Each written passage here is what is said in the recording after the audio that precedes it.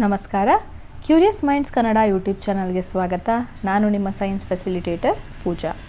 ಈ ವಿಡಿಯೋದಲ್ಲಿ ನಾವು 8ನೇ ತರಗತಿಯ ವಿಜ್ಞಾನ ವಿಷಯದ ಮೊದಲನೇ ಅಧ್ಯಾಯ ಬೆಳೆಯ ಉತ್ಪಾದನೆ ಮತ್ತು ನಿರ್ವಹಣೆ ಈ ಪಾಠದ ಅಭ್ಯಾಸ ಪ್ರಶ್ನೋತ್ತರಗಳನ್ನು ನೋಡ್ತಾ ಹೋಗೋಣ. ಅಭ್ಯಾಸಗಳು. ಮೊದಲನೆಯದು, ಈ ಕೆಳಗೆ ನೀಡಿರುವ ಪದಗಳ ಪಟ್ಟಿಯಿಂದ ಸರಿಯಾದ ಪದವನ್ನು ಆರಿಸಿ ಖಾಲಿ ಬಿಟ್ಟ ಸ್ಥಳಗಳನ್ನು ಭರ್ತಿ ಮಾಡಿ.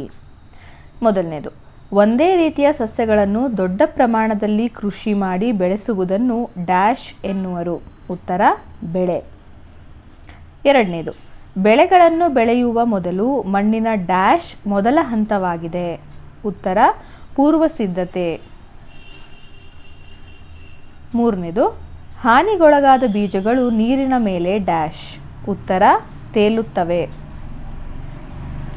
ನಾಲ್ಕನೇ ಪ್ರಶ್ನೆ, ಬೆಳೆಯುತ್ತಿರುವ ಬೆಳೆಗೆ ಸಾಕಷ್ಟು ಸೌರ ಬೆಳಕು ಮತ್ತು ಮಣ್ಣಿನಿಂದ ಡ್ಯಾಶ್ ಅಗತ್ಯವಾಗಿ ಬೇಕು. ನೀರು ಮತ್ತು ಪೋಷಕಾಂಶಗಳು. ಎರಡನೇ ಮೇನ್, ಎ ಪಟ್ಟಿಯಲ್ಲಿರುವ ಪ್ರಮುಖ ಪದಗಳೊಂದಿಗೆ ಬಿ ಪಟ್ಟಿಯಲ್ಲಿರುವ ಅಂಶಗಳನ್ನು ಹೊಂದಿಸಿ ಬರೆಯಿರಿ. ಇದು ಹೊಂದಿಸಲಾಗಿದೆ ಆಲ್ರೆಡಿ. ಮೊದಲನೇದು ಖಾರಿಫ್ ಬೆಳೆಗಳು.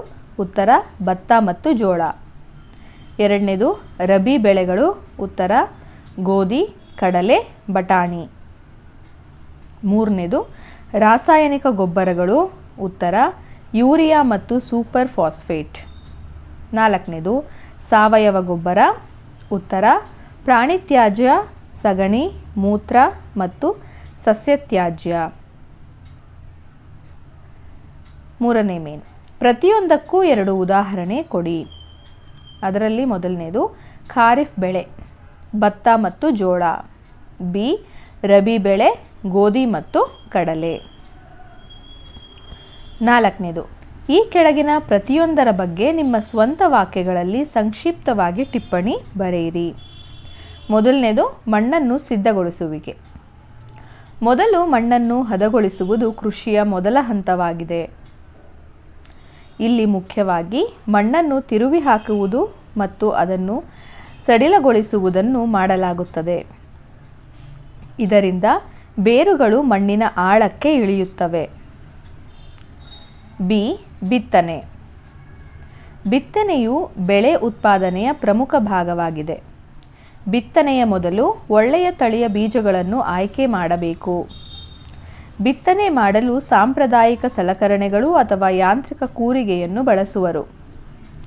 ಯಾಂತ್ರಿಕ ಕೂರಿಗೆಯನ್ನು ಬಳಸುವುದರಿಂದ ಬೀಜಗಳನ್ನು ಸರಿಯಾದ ಆಳದಲ್ಲಿ ಮತ್ತು ಅಂತರಗಳಲ್ಲಿ ಒಂದೇ ರೀತಿಯಾಗಿ ಬಿತ್ತನೆ ಮಾಡಬಹುದು.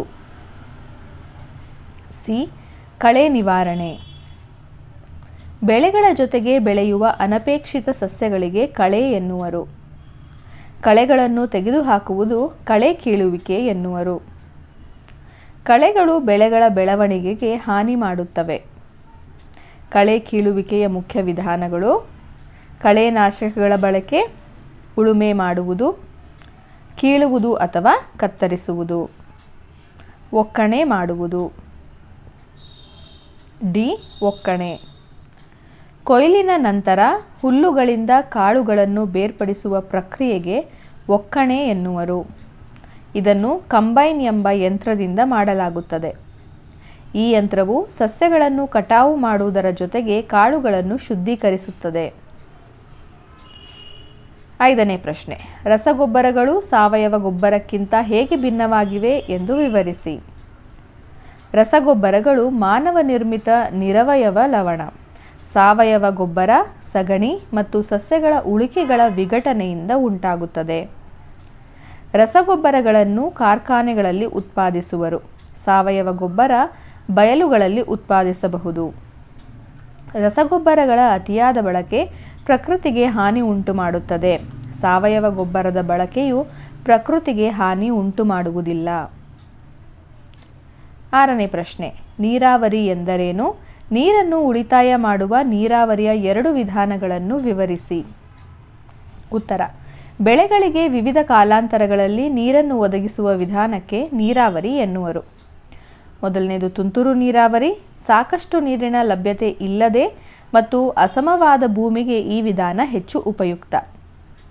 ತುದಿಯಲ್ಲಿ ತಿರುಗುವ ನಳಿಕೆಯನ್ನು ಹೊಂದಿರುವ ಕೊಳವೆಗಳನ್ನು ಮುಖ್ಯ ಕೊಳವೆಗೆ ನಿಯಮಿತ ಅಂತರಗಳಲ್ಲಿ ಲಂಬವಾಗಿ ನಿಲ್ಲುವಂತೆ ಜೋಡಿಸಲಾಗಿರುತ್ತದೆ. ಒಂದು ಮೋಟಾರ್ ಪಂಪ್ನ ಸಹಾಯದಿಂದ ನೀರನ್ನು ಹೆಚ್ಚು ಒತ್ತಡದಲ್ಲಿ ಮುಖ್ಯ ಕೊಳವೆಗೆ ಹರಿಯುವಂತೆ ಮಾಡಿದರೆ ಅದು ತಿರುಗುವ ನಳಿಕೆಗಳ ಮೂಲಕ ಹೊರಚಿಮ್ಮುತ್ತದೆ. ಇದು ಮಳೆಯಂತೆ ಬೆಳೆಗಳ ಮೇಲೆ ಬೀಳುತ್ತದೆ. ಹನಿ ನೀರಾವರಿ. ಈ ವಿಧಾನದಲ್ಲಿ ನೀರು ಹನಿ ಹನಿಯಾಗಿ ಬೇರುಗಳ ಬಳಿ ಬೀಳುತ್ತದೆ. ಆದ್ದರಿಂದ ಇದನ್ನು ಹನಿ ನೀರಾವರಿ ಎನ್ನುವರು. ಇದು ಹಣ್ಣಿನ ಗಿಡಗಳಿಗೆ, ಉದ್ಯಾನಗಳಿಗೆ ಮತ್ತು ಮರಗಳಿಗೆ ನೀರು ಹಾಯಿಸಲು ಉತ್ತಮ ವಿಧಾನವಾಗಿದೆ. ಇಲ್ಲಿ ನೀರು ವ್ಯರ್ಥವೇ ಆಗುವುದಿಲ್ಲ. ನೀರಿನ ಲಭ್ಯತೆ ಅತ್ಯಂತ ಕನಿಷ್ಠವಾಗಿರುವ ಪ್ರದೇಶಗಳಿಗೆ ಇದು ಉತ್ತಮವಾಗಿದೆ. 7ನೇ ಪ್ರಶ್ನೆ. ಒಂದು ವೇಳೆ ಖಾರಿಫ್ ಋತುವಿನಲ್ಲಿ ಗೋಧಿಯನ್ನು ಬಿತ್ತನೆ ಮಾಡಿದರೆ ಏನಾಗಬಹುದು? ಚರ್ಚಿಸಿ.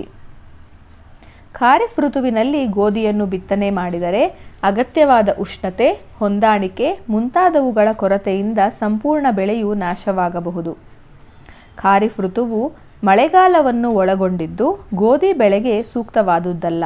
ಆದ್ದರಿಂದ ಖಾರಿಫ್ ಋತುವಿನಲ್ಲಿ ಗೋಧಿಯನ್ನು ಬಿತ್ತನೆ ಮಾಡಬಾರದು. 8ನೇ ಪ್ರಶ್ನೆ. ಒಂದು ಜಮೀನಿನಲ್ಲಿ ನಿರಂತರವಾಗಿ ಬೆಳೆಗಳನ್ನು ಬೆಳೆದರೆ ಮಣ್ಣಿನ ಮೇಲಾಗುವ ಪರಿಣಾಮವನ್ನು ವಿವರಿಸಿ. ಉತ್ತರ. ಮಣ್ಣಿನಲ್ಲಿರುವ ಪೋಷಕಾಂಶಗಳು ನಾಶವಾಗುತ್ತವೆ. ಬೆಳೆಯ ಇಳುವರಿ ಕಡಿಮೆಯಾಗುತ್ತದೆ. ಸಸ್ಯಗಳ ಸರಿಯಾದ ಬೆಳವಣಿಗೆಗೆ ಅಡ್ಡಿಯಾಗುತ್ತದೆ. 9ನೇ ಪ್ರಶ್ನೆ. ಕಳೆಗಳು ಎಂದರೇನು? ಅವುಗಳನ್ನು ನಾವು ಹೇಗೆ ನಿಯಂತ್ರಿಸಬಹುದು? ಒಂದು ಜಮೀನಿನಲ್ಲಿ ಬೆಳೆಯ ಜೊತೆಗೆ ತಾನಾಗಿ ಬೆಳೆಯುವ ಅನಪೇಕ್ಷಿತ ಸಸ್ಯಗಳನ್ನು ಕಳೆಗಳು ಎನ್ನುವರು. ನಿಯಂತ್ರಣ ಕ್ರಮಗಳು: ಕಳೆನಾಶಕಗಳ ಬಳಕೆ, ಕತ್ತರಿಸುವುದು ಅಥವಾ ಕಿತ್ತು ಹಾಕುವುದು, ಉಳುಮೆ ಮಾಡುವುದು. ನಂತರ 10ನೇ ಪ್ರಶ್ನೆ. ಕಬ್ಬಿನ ಬೆಳೆಯ ಉತ್ಪಾದನೆಯ ಪರಿಕಲ್ಪನಾ ಹರಿವು ನಕ್ಷೆಯನ್ನು ತಯಾರಿಸಲು ಈ ಕೆಳಗೆ ನೀಡಿರುವ ಅಂಶಗಳನ್ನು ಸರಿಯಾಗಿ ಹೊಂದಿಸಿ. ಪಟ್ಟಿ ಕೊಟ್ಟಿದ್ದಾರೆ, ಅದನ್ನು ನಾವು ಸರಿಯಾದ ಕ್ರಮದಲ್ಲಿ ಬರೆದಿದ್ದೀವಿ. ಮೊದಲನೇದು ಮಣ್ಣನ್ನು ಸಿದ್ಧಗೊಳಿಸುವುದು, 2 ಉಳುಮೆ ಮಾಡುವುದು, 3 ಬಿತ್ತನೆ, 4 ಗೊಬ್ಬರಗಳ ಪೂರೈಕೆ, 5 ನೀರಾವರಿ, 6 ಕೊಯ್ಲು, 7 ಬೆಳೆಗಳನ್ನು ಸಕ್ಕರೆ ಕಾರ್ಖಾನೆಗೆ ಕಳಿಸುವುದು. 11ನೇ ಪ್ರಶ್ನೆ. ಈ ಕೆಳಗೆ ನೀಡಿರುವ ಪದಜಾಲದಲ್ಲಿ ಮುಂದಿನ ಸುಳಿವನ್ನು ಬಳಸಿ ಪದಗಳ ಸುತ್ತ ವೃತ್ತಾಕಾರಕ್ಕೆ ಗೆರೆ ಎಳೆಯಿರಿ. ಮೊದಲನೇದು, ಮಳೆಗಾಲದಲ್ಲಿ ಬಿತ್ತನೆ ಮಾಡುವ ಬೆಳೆ ಖಾರಿಫ್. 2 ಬೆಳೆಯನ್ನು ಬೆಳೆಯುವ ಮೊದಲು ಅನುಸರಿಸುವ ಕೃಷಿಯ ಮೊದಲ ಪದ್ಧತಿ ಮಣ್ಣನ್ನು ಹದಗೊಳಿಸುವುದು. 3 ಈ ಜೀವಿಯು ರೈತನ ಮಿತ್ರ, ಎರೆಹುಳು. 4 ಮಣ್ಣನ್ನು ಮಟ್ಟ ಮಾಡಲು ಬಳಸುವ ಉಪಕರಣ ಲೆವೆಲರ್. 5 ಬಿತ್ತನೆಗೆ ಬಳಸುವ ಸಾಂಪ್ರದಾಯಿಕ ಸಲಕರಣೆ ಕೂರಿಗೆ. 6 ಇದೊಂದು ರಸಗೊಬ್ಬರ ನೈಟ್ರೋಜನ್. 7 ಲೆಗ್ಯುಮಿನಸ್ ಸಸ್ಯಗಳ ಬೇರುಗಳ ಗಂಟುಗಳಲ್ಲಿರುವ ಬ್ಯಾಕ್ಟೀರಿಯಾ ರೈಸೋಬಿಯಂ. 8 ಬೆಳೆಗಳಿಗೆ ವಿಭಿನ್ನ ಕಾಲಾಂತರಗಳಲ್ಲಿ ನೀರನ್ನು ಒದಗಿಸುವುದು ನೀರಾವರಿ. 9 ಕಾಫಿ ತೋಟಕ್ಕೆ ತುಂಬ ಉಪಯುಕ್ತವಾದ ನೀರಾವರಿ ವಿಧಾನ ತುಂತುರು ವಿಧಾನ. 10 ಜಮೀನಿನಲ್ಲಿ ಬೆಳೆಯ ಜೊತೆಗೆ ಬೆಳೆಯುವ ಅನಪೇಕ್ಷಿತ ಸಸ್ಯಗಳು ಕಳೆ. 11 ಪಕ್ವವಾದ ನಂತರ ಬೆಳೆಯನ್ನು ಕತ್ತರಿಸುವ ಕ್ರಿಯೆ ಕೊಯ್ಲು. 12 ಕೊಯ್ಲಿನ ನಂತರ ಹುಲ್ಲುಗಳಿಂದ ಕಾಳುಗಳನ್ನು ಬೇರ್ಪಡಿಸುವ ಪ್ರಕ್ರಿಯೆ ಒಕ್ಕಣೆ. 13 ಇದೊಂದು ನೀರಾವರಿಯ ಸಾಂಪ್ರದಾಯಿಕ ವಿಧಾನ ಅಗಳು. 14 ಮಣ್ಣಿಗೆ ಎಲ್ಲ ಪೋಷಕಾಂಶಗಳನ್ನು ಮರುಭರ್ತಿ ಮಾಡುವ ಒಂದು ವಿಧಾನ ಸರದಿ ಪದ್ಧತಿ.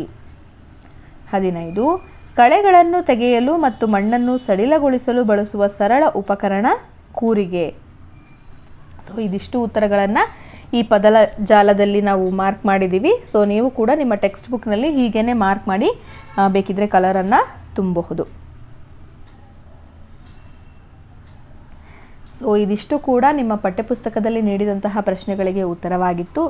ಈ ವಿಡಿಯೋ ನಿಮ್ಮೆಲ್ರಿಗೂ ಸಹ ಉಪಯೋಗ ಆಗಿದೆ ಅಂತ ಅಂದ್ಕೊಳ್ತೀನಿ. ಹೌದು ಅಂತಾದರೆ ದಯವಿಟ್ಟು ಲೈಕ್ ಮಾಡಿ, ಶೇರ್ ಮಾಡಿ, ಹಾಗೆ ಸಾಕಷ್ಟು ಜನರಿಗೆ ಇನ್ನೂ ಹೆಲ್ಪ್ ಆಗುತ್ತೆ ಅನ್ನೋದಾದರೆ ಈ ವಿಡಿಯೋನ ಶೇರ್ ಮಾಡಿ ಅಂತ ಕೇಳ್ಕೊಳ್ತಾ ಧನ್ಯವಾದಗಳು.